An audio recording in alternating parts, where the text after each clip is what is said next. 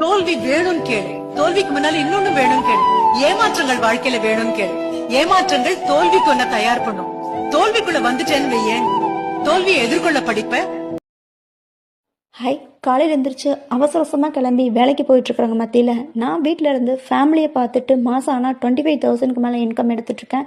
Indian government approval company தான் இது. இதில் ஜாயின் பண்ணுறதுக்கு நீங்கள் எந்த விதமான ஃபீஸும் பே பண்ண போகிறது கிடையாது. ஃப்ரீ ட்ரைனிங் தான்.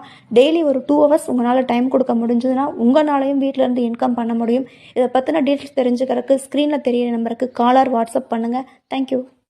தோல்வி எதனால் ஆனதுன்னு படிப்ப, ஏன் தோல்வி அடைஞ்சான்னு படிப்ப.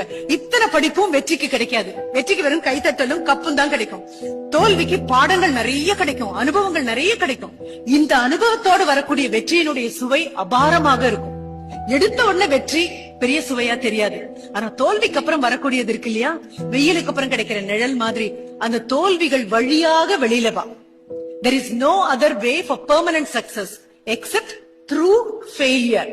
அந்த தோல்விகள் ஊடாக ஊடாக ஊடாக ஊடாக நீ வெளியில வரும்போது தோளுக்கு வலிமை வரும், உன்னுடைய மனதுக்கு வலிமை வரும், உன்னுடைய உணர்வுகள் எல்லாம் உரம் பெறும். அப்ப கிடைக்கிற வெற்றி நிரந்தரமான வெற்றியாக இருக்கும்.